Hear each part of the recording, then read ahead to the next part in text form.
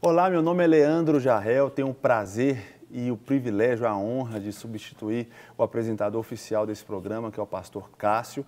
E hoje nós temos dois convidados muito especiais, todos são especiais, eu falo isso para todo mundo, né? Todo Obrigado. mundo, todo cristão, todo filho de Deus é especial, né? Verdade. Do meu lado esquerdo aqui a gente tem o pastor Juraci, que é pastor da Igreja Batista Manancial da Graça, lá no bairro Havaí. Seja bem-vindo, pastor. Obrigado. E do meu lado direito, o pastor Fernando, que é pastor da Igreja Batista do Concórdia, não é isso? Exatamente. Deus abençoe a vida do senhor também. Seja muito bem-vindo. Prazer.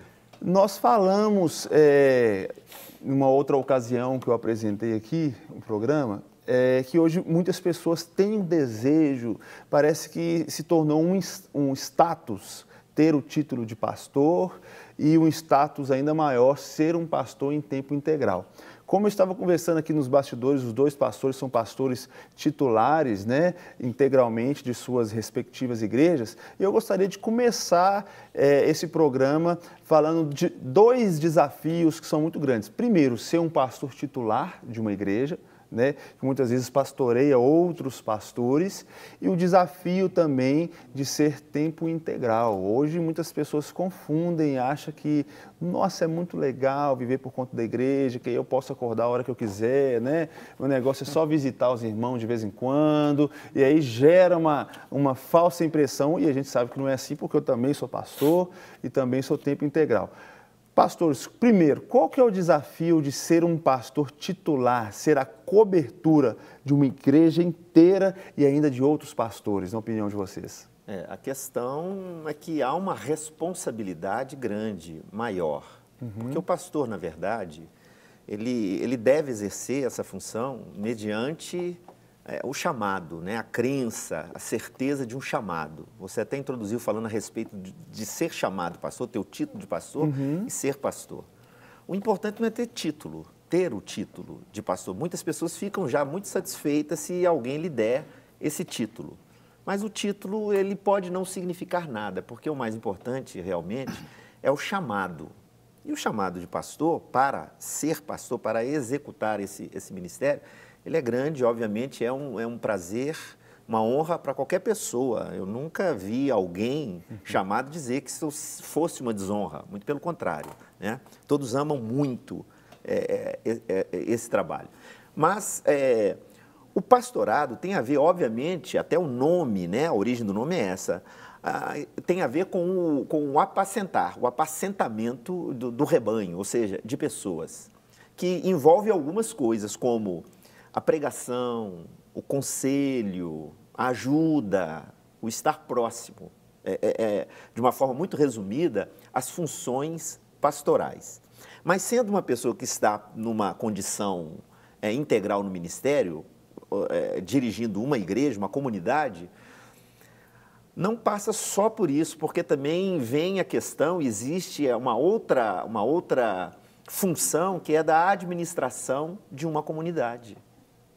Vir uma administração de bens da comunidade. Eu sei que essas funções todas podem ser repartidas dentro de um corpo de liderança, mas sendo essa pessoa, esse líder da igreja, ele é o responsável, ainda que tenha outras pessoas, ele é o responsável por todas essas funções. Aquelas que estão ligadas basicamente com o ministério espiritual, o trabalho espiritual, mas também da administração de uma comunidade. Né? Bacana. Pastor Juraci, qual que é, na opinião do senhor, o desafio de ser um pastor titular, presidente, responsável por uma comunidade e de fazer isso de forma integral, ou seja, depender disso, né? Até financeiramente, porque diz a palavra que o trabalhador ele é digno do seu salário, né? Os desafios são todos. Os requisitos são muitos. Aquele que aspira ao episcopado, excelente obra almeja. Mas ele tem algumas recomendações. Então, não são todas as pessoas.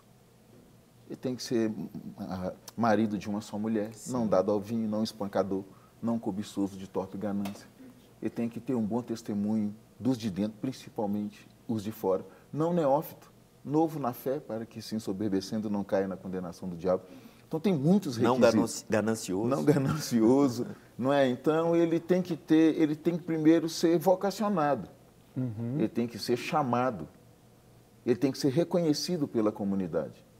Então, tem uma demanda também. É necessário. Às vezes se multiplica pastor e tem mais pastor do que ovelha. Tem pastor sem ovelha? Não faz sentido. Tem muita gente que carrega o título de pastor, mas onde é que está o seu rebanho? Ele não tem. Alguns usam até um jargão falando, não sou pastor para ficar dentro de igreja. Não, isso é o que então? Verdade. Entende? O que você é? Nós temos muito modismo hoje. É muito... Às vezes as pessoas não entendem o ministério pastoral. Não entendem o ministério pastoral. Eles veem o glamour do púlpito, dos abraços, eles veem as pessoas, elas amam e desamam na mesma velocidade, Verdade. na mesma proporção. Como pastor, leva-se anos para conquistar uma ovelha, leva-se anos para construir um relacionamento. Com poucos minutos você destrói um telefonema que você não dá, uma visita que você não faz, um aniversário que você não participa, uma palavra um pouco mais pesada no púlpito, as ovelhas se vão. Verdade. Então, ser pastor não é uma profissão. Achei interessante, eu fui num velório e o pastor, quero saudar meus colegas de profissão. Não é profissão. Que isso? Não é profissão. Muitos veem como profissão. Veem o ministério como um ganha-pão, como uma fonte de renda, uma fonte de lucro. E ele não deve ser visto assim. Não deve ser visto assim. Tem muitos desafios. O desafio do testemunho, da perseverança, do tempo.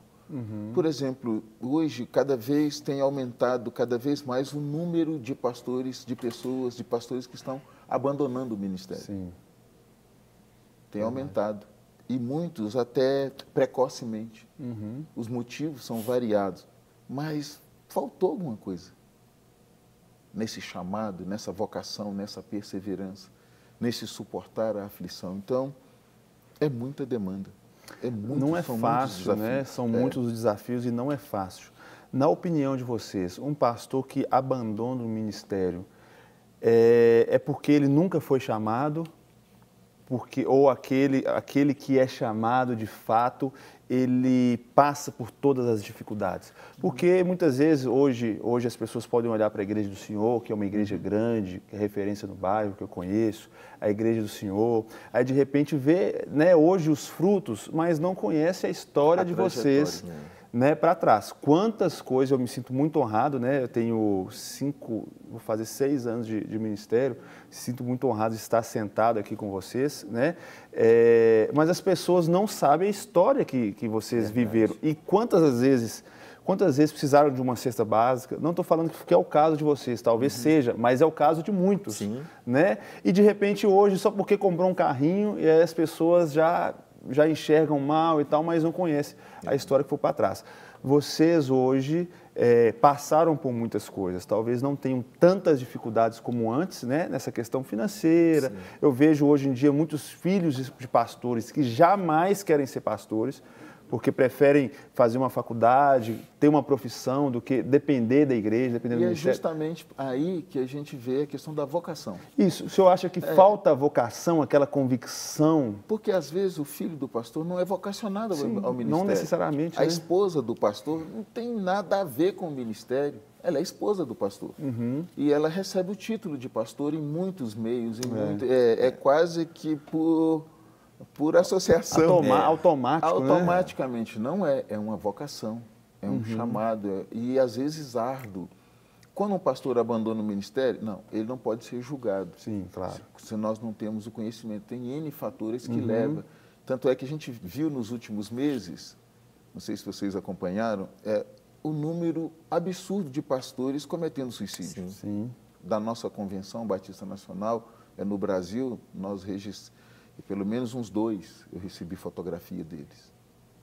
Pastores que cometeram suicídio. Muitos outros que não chegam até nós. É uma realidade triste essa. É uma realidade muito triste, porque, mas independente da denominação, da idade, é um pastor que de alguma forma não aguentou a pressão, caiu em algum momento, ficou sozinho e resolveu as suas questões dessa forma. Hoje nós temos um adoecimento dos pastores. A carga de trabalho é brutal. pastor não acorda tarde, não.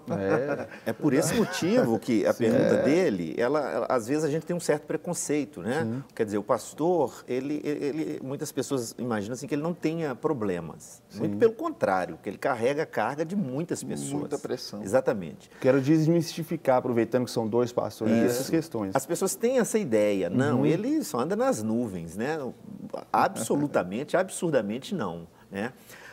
Mesmo o pastor vocacionado, ele tem a fé de que tenha sido chamado, tem um chamado da parte de Deus, a comunidade tem a certeza de que ele tenha chamado, mesmo essas pessoas podem parar. Sabe por quê?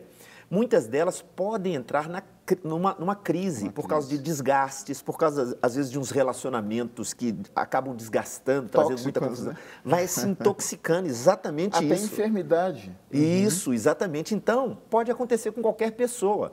Se a gente olhar para a Bíblia, quantos deles não quiseram desistir? Elias, por exemplo, ele Pediu fez a isso, morte. ele executou isso e quis morrer. Quis morrer. Veja o estado que ele estava, né?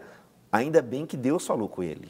Porque se Deus não falasse com ele, onde que esse negócio ia parar? É verdade. Né? Então, a gente tem que pensar muito seriamente nisso. Outro detalhe também é que a igreja atrai as pessoas e atrai alguns tipos peculiares de pessoas.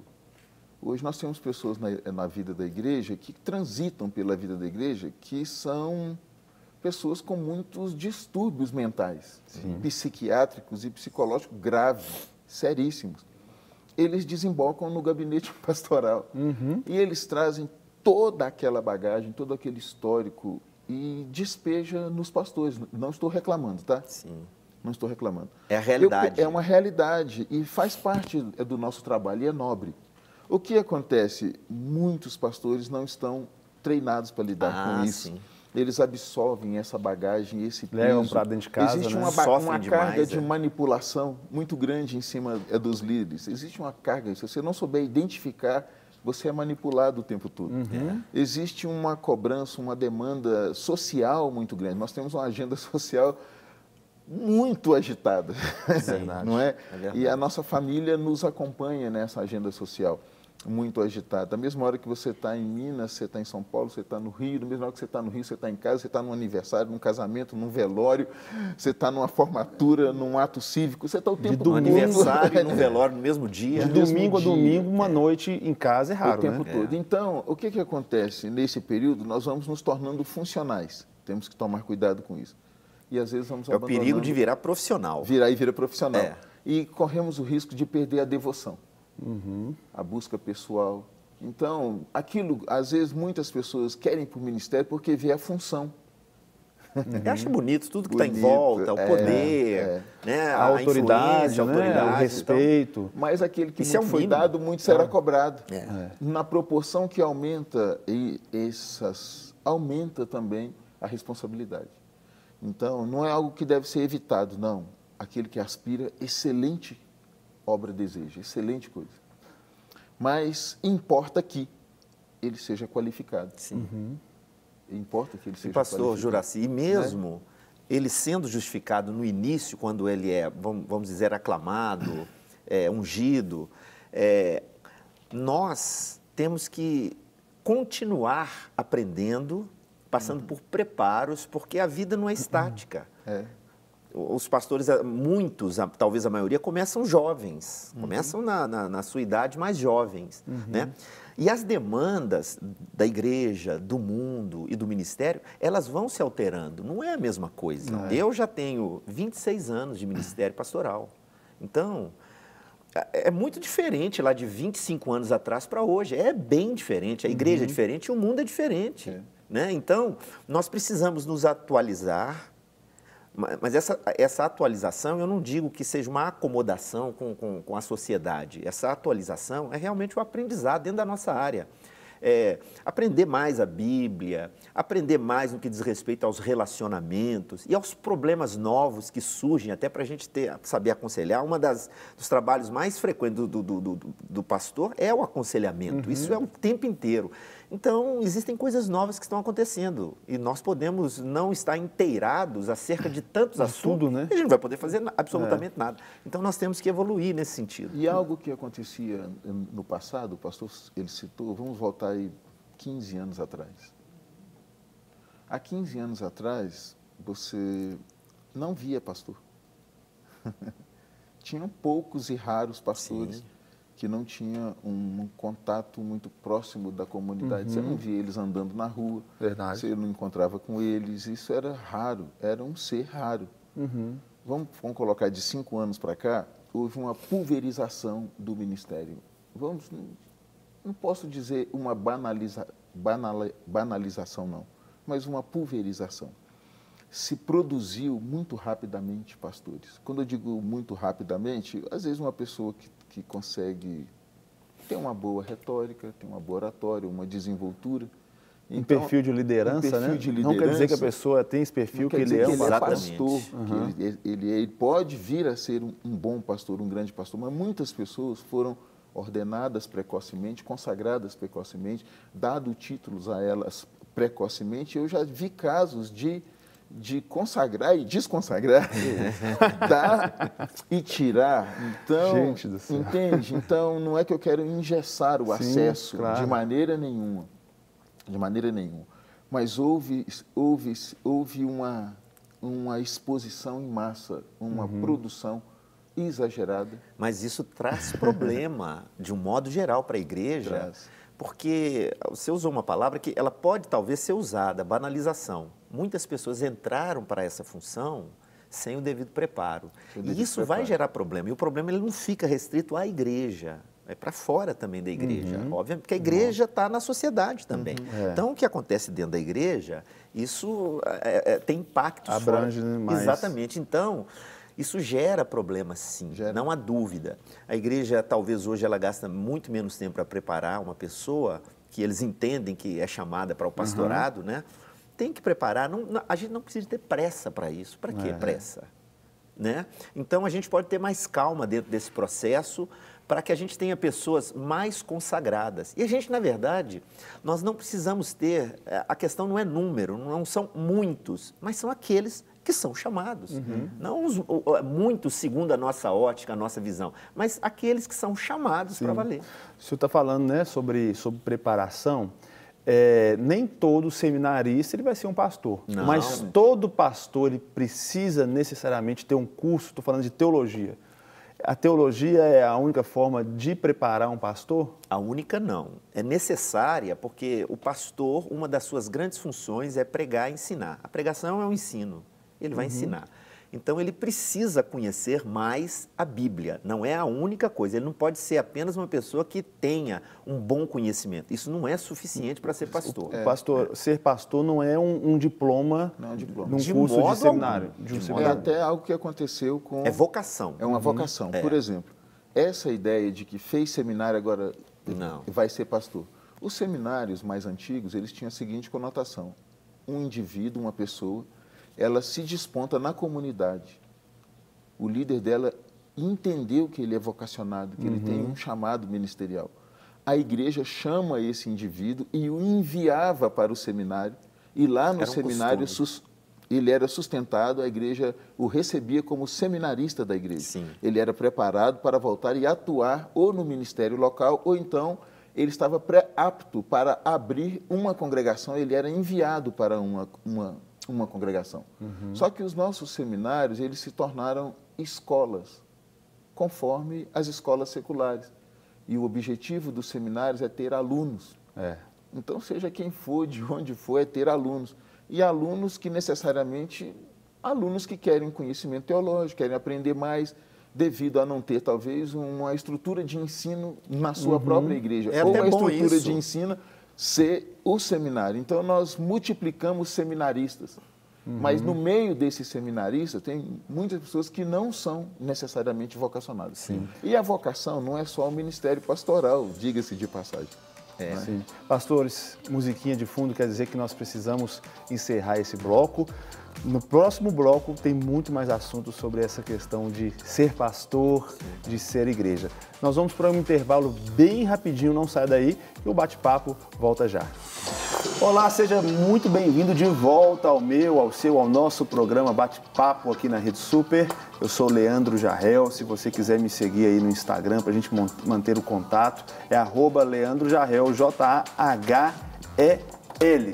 Estamos recebendo aqui, né, no nosso auditório, nosso estúdio aqui da Rede Super, o pastor Juraci, que é pastor da Igreja Batista Manancial da Graça, no bairro Havaí, e o pastor Fernando, que é pastor da Igreja Batista do Concórdia.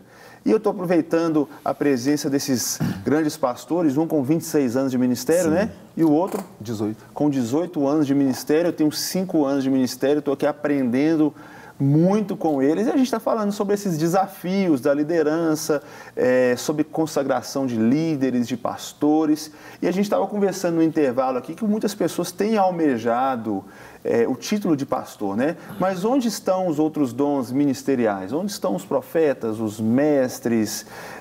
Parece que não há mais dentro das igrejas uma distinção desses ministérios. De acordo com o pensamento de vocês, qual que era a forma correta que nós hoje no século XXI deveríamos abordar esses dons ministeriais também? Sim, os ministérios eles são diversos. Hoje, por uma tradição, coube à igreja privilegiar um ministério, o pastor. O pastor, ele não seria mais ou maior do que os outros, são todos ministérios, porque o pastorado não é uma condição intrínseca que é próprio da pessoa, nato, absolutamente. Nós entendemos que é um dom, um ministério, um serviço baseado num dom. Agora, os outros ministérios, eles estão dentro da igreja. Eles estão lá dentro da igreja. Se a igreja é uma igreja que segue a Bíblia, que ora, que serve ao Senhor, esses ministérios estão lá. Eles devem ser descobertos. É claro que, nesse sentido, o próprio pastor, ele é a pessoa mais indicada para enxergar isso, para ver isso, obviamente, porque ele conhece o rebanho. Ele deve conhecer o rebanho. Mas, na verdade, na maioria das igrejas que são normais ou comuns, que seguem essa tradição cristã, está lá, existem as pessoas que são reconhecidamente, talvez eles não o chamem de mestre, mas está lá aquela pessoa que dá aula, que ensina, que sabe dos assuntos e assim por diante. Tem aquele dom, aquele dom, as pessoas sabem. Ele, às vezes, ele não é chamado disso, mas todo mundo sabe quem é, quantos são. Evangelista. O evangelista também, da mesma maneira, na igreja essas pessoas despontam, elas aparecem. Por quê? Porque essas pessoas têm essa capacidade de ver esse lado e de pensar nisso, nas pessoas que ainda não foram alcançadas pelo evangelho, né? Então, na verdade, o pastor, ele administra tudo isso e ele precisa ver essas questões. Então, o Espírito Santo, ele continua agindo como sempre agiu na história, então todos esses ministérios estão lá. É claro que, tendo o ministério pastoral como evidência, e normalmente ele é um ministério integral, existe a contrapartida, às vezes até da pessoa não ter um emprego e recebe para se dedicar totalmente à igreja. Então, ele fica visado. Então, quase todo mundo quer ser. Acaba que o evangelista, ele entende que ele pode ser pastor, o mestre entende que ele pode ser o pastor, por causa talvez desse erro nosso de colocar em evidência esse único ministério. Então, eu acredito que ainda há tempo de nós tentarmos mudar essa situação, porque a igreja, todos os ministérios existentes na igreja, eles são necessários para a igreja. É como se no hospital a gente tivesse só uma especialização. Para o aperfeiçoamento, né? Exatamente, para o aperfeiçoamento do corpo. Então, por isso que às vezes, se existe só o ministério pastoral, a igreja ela vai ficar manca, não há Agora, dúvida só quanto a um isso. parênteses, até para descontrair um pouquinho. Eu já vi evangelista almejar ser pastor, né? Igual o senhor falou aí, mas eu nunca vi apóstolo almejar. Porque existe uma má interpretação, eu queria aproveitar e perguntar isso para vocês, ali daquela ordem que o apóstolo Paulo fala a respeito desses ministérios, né? E tem ali, em primeiro lugar, o ministério apostólico, né? O apóstolo está acima de todos? Parece que naquele contexto que Paulo falou, sim, porque eles próprios, os apóstolos, eram eles quem... eram os pais da igreja. Exatamente. Eles que administravam a igreja e eles que levantavam os pastores, que eram os presbíteros. Eles que iam. Né? Exatamente. Eles que iam. Aquilo talvez que a gente até chama de missionário hoje, era o papel apostólico, que ia sempre num lugar inédito, onde não tinha evangelho, e lá a igreja era implantada a partir deles. Então eles levantavam um grupo de liderança ministerial, e consolidava uma igreja. Então a gente pode falar que ali talvez seja uma ordem, na ordem da implantação de uma igreja? Sim. É enviado ali o apóstolo, né, que planta a igreja, aí é levantado uma liderança, um pastor para cuidar. Era isso que acontecia. E aí o evangelista para trazer mais pessoas, sim, o profeta, né? Você consegue perceber isso quando Paulo escreve a Tito. Paulo pega Tito e fala o seguinte: Tito, vai para a ilha de Creta. Chega lá, você constitui presbíteros, isso, diáconos. Ele dá toda a instrução para que Tito, exato, um jovem, fosse para um lugar complicado, que Creta era complicado, e chegasse lá e implantasse igrejas em todas as cidades, e colocasse a liderança funcionando. Olha que missão. Ótimo. Exato. Aprendemos aqui sobre os dons ministeriais. Uma outra pergunta que muitas pessoas têm: por que algumas igrejas consagram presbíteros e outras não? O que é o presbítero? O pastor, né? Porque não tinha como, naquela época, preparar um pastor, eu creio, né? Então, levantava ali os anciões, né? Sim. Para instruir e tal. Hoje em dia, eu creio que na igreja de vocês não tem presbíteros, né? A minha igreja teve, mas por um entendimento dos nossos pastores, apesar de ser uma igreja presbiteriana pentecostal, nós não consagramos mais presbítero, porque tinha presbítero de 30 anos, aí é meio estranho, né? Sim, Mas o que é o presbítero na época da Bíblia e hoje? O termo significa ancião. Então seria uma pessoa madura que poderia pastorear. Experiente, Na prática, o presbítero é o pastor. É o pastor. Não tem nenhuma diferença. Prática, Mas existem denominações, a nossa... Talvez ele não tenha uma idade... Exato. De ser presbítero na teoria, né? Timóteo, mas ele tem uma maturidade. Ele tem uma maturidade. Ele tem uma maturidade, exatamente. O termo é ancião, mas não quer dizer que só uma pessoa que fosse anciã que deveria exercer essa função. Por exemplo, na nossa denominação, a nossa igreja pertence a uma denominação que se chama Batista Independente. É uma denominação que já tem mais de 100 anos aqui no Brasil, né? Está em todo o Brasil e fora do Brasil também. Então era muito comum, ainda tem essa função ministerial de presbíteros e pastores diferentes. Mas agora está unificando, só pastores. A nossa também. Parece que a função presbíteros em algumas denominações é um cargo também ministerial, mas só que parece que de pessoas leigas, enquanto que o pastor precisava de uma formação teológica, o presbítero ele era aceito de uma maneira leiga, uma pessoa da comunidade que pode exercer a função ministerial, mas que não tem tal preparo. Por isso que ele ficava, então, normalmente nas igrejas que ainda tem, subordinado ao pastor. Inclusive, ele poderia exercer todas as funções pastorais, desde que assim ele fosse ordenado pelo pastor da igreja, né? E aí, pastor? Basicamente isso. Na nossa Convenção Batista Nacional, os dois que são reconhecidos é pastor e diácono. Eu ia falar justamente sobre o diácono. A gente vê muita gente fazendo seminário, querendo ser pastor, porque quer mudar ali, né, no status do Instagram, eu sou o pastor fulano. E as igrejas faltam diácono. Não sei se é só na minha, não. Falta diácono. E é um papel tão importante, né? Existe um capítulo ali na Bíblia explicando, e é praticamente as mesmas exigências para ser um pastor, precisa para ser um diácono. É parecido. Por que na opinião de vocês, falta diácono? Porque a igreja, por exemplo, a Igreja Batista Nacional reconhece os dois ministérios, pastor e diácono. São os dois oficiais da igreja. Eles têm funções bem diferentes, um pouco diferentes, mas trabalham em harmonia, os dois. É porque o ministério diaconal foi marginalizado. Sim. Ele foi reduzido a porteiro e servidor de ceia. Verdade. Mas o diácono, ele é uma pessoa capacitada para aconselhar, para cuidar da obra social da igreja. Ele é uma pessoa que ele é qualificado para tudo. Tanto é que as exigências dele é a mesma do ministério pastoral. Ele tem que ser apto para ensinar, cheio de sabedoria, cheio do Espírito Santo, homens de boa reputação. Então, você pega ali em Atos 6 e lá na frente no livro de Timóteo, os requisitos são semelhantes e muito pesados. Mas o diácono foi relegado a uma funçãozinha... Era social. A social. Dentro Eles da igreja, que têm que cuidar da obra social da igreja. As pessoas. Então tinha que ser boas pessoas para fazerem isso. Eles não poderiam ser gananciosos. Como se eles fossem mexer até com dinheiro para ajudar as pessoas. Não, eles iam mexer com dinheiro. Exatamente. Eles iam mexer com dinheiro. Então hoje realmente o pastor Juraci bem falou, foi relegado a uma função de secundária, né? Secundária. Então até mesmo quando você tenta trazer o diácono para um nível, mas ele resiste. Existe uma cultura de que o diácono tem que ser uma pessoa... não, deixa a pessoa mais velha lá, que fica lá na porta. Não, eu não gosto disso. Eu não gosto.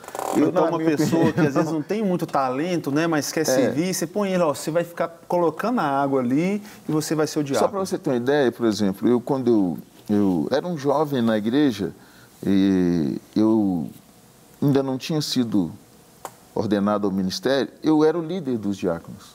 Eu fui líder dos diáconos durante uns 4 anos. E todos os diáconos eram mais velhos do que eu. Serviam para ser pais e mães. E eu entendo que nessa época foi uma época que o diaconato cresceu muito.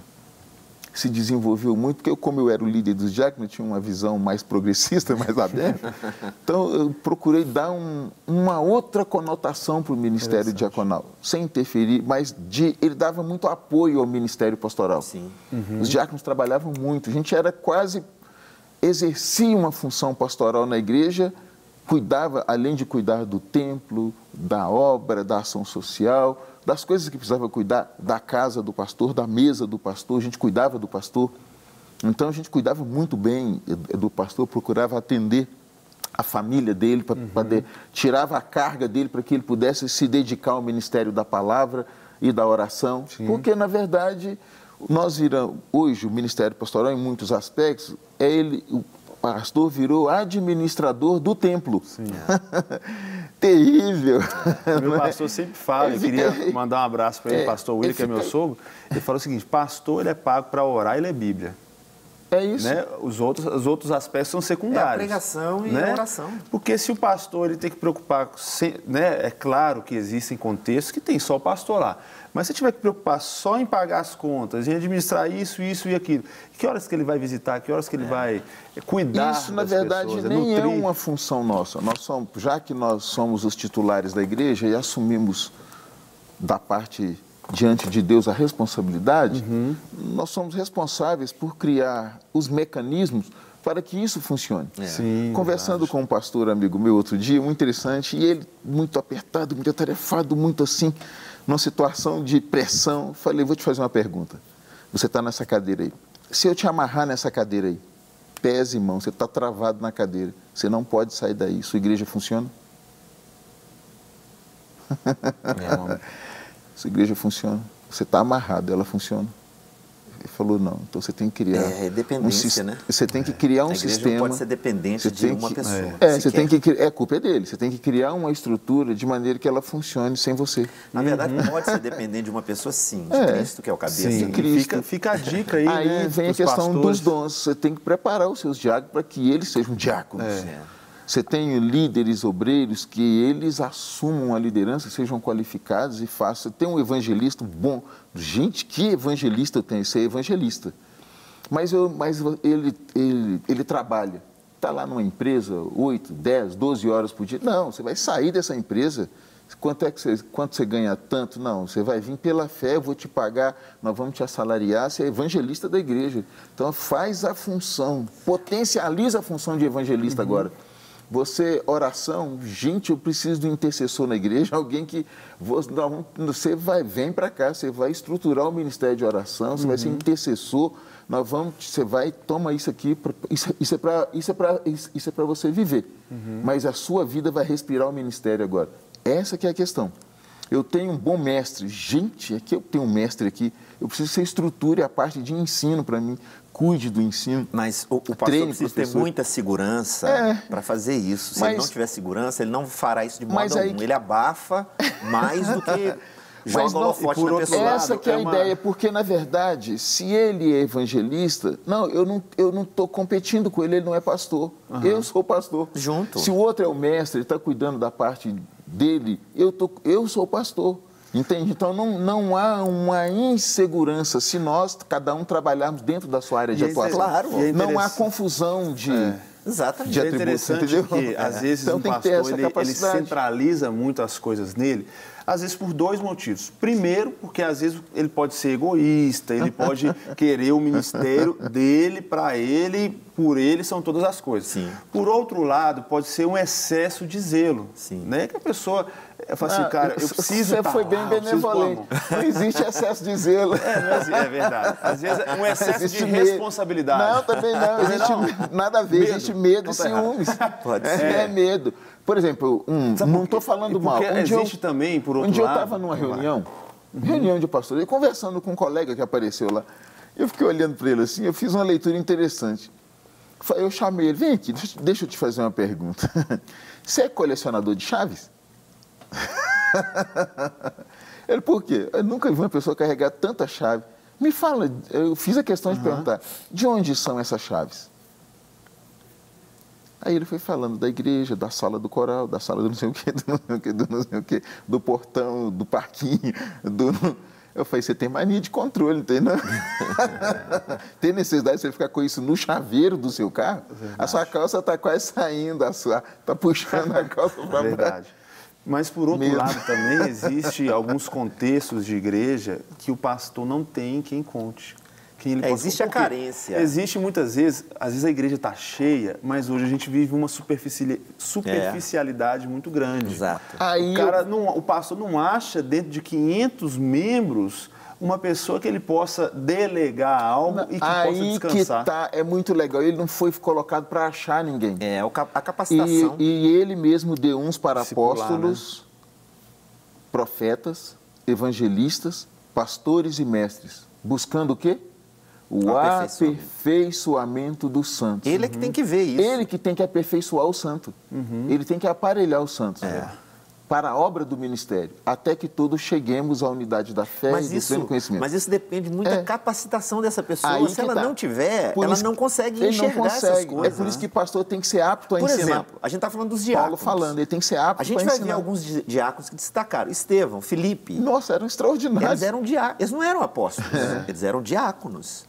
Mas olha, tinha um pré-requisito muito alto, de nível alto. Cheios do Espírito Santo, de sabedoria. Então, eles tinham uma capacidade muito grande. Então, a questão é essa. Eu sei, é Deus que dirige. E é Deus que dá a capacidade. No meu modo de ver, a capacidade deles foi dada por Deus, como a nossa é dada por Deus também. Não existe mérito aqui entre nós.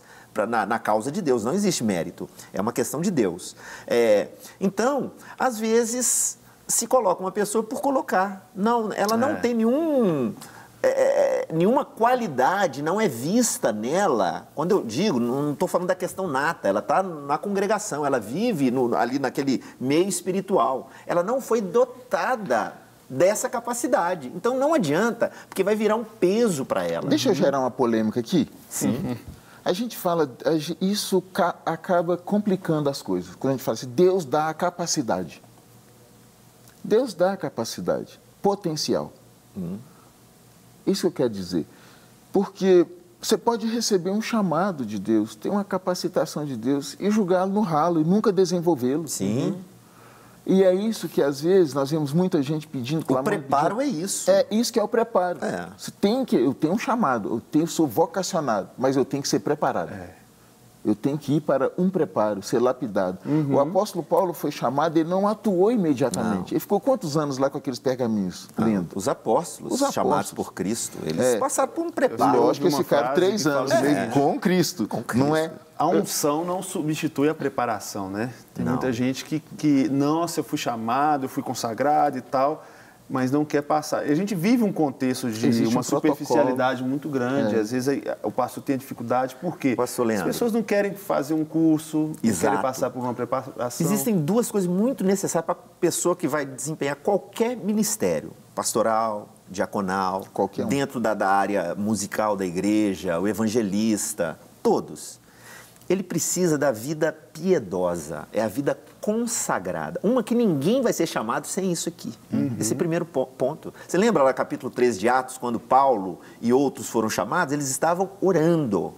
Estava orando, assim aconteceu com a igreja. Então, vida piedosa, vida consagrada, vida santificada. Cornélio teve uma experiência extraordinária. Exatamente. Baseada no meio da oração. Depois disso, do chamado, de ouvirem a voz, o chamado, terem certeza, ele não vai para a frente da batalha de imediato.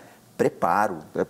Sobretudo para quem vai ensinar, vai influenciar pessoas, ele tem que saber muita coisa. Nós precisamos saber muitas coisas. Sabe por quê?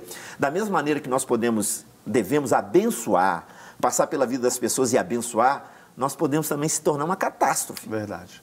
Como muitos têm sido. Como tem acontecido, servir de tropeço e envergonhar do Evangelho, né? Pastores, a gente poderia ficar aqui horas falando sobre o ministério, sobre os ofícios de dentro da igreja. Vale a pena a gente lembrar que ministério significa serviço, né? Ministério não é palco, ministério não é status, não é fama. Ministério é se doar, é servir. E é o que a gente está fazendo aqui. Espero que tenhamos contribuído para algo aí na sua vida, na sua igreja. Gostaria de agradecer aqui ao pastor Joraci, ao pastor Fernando.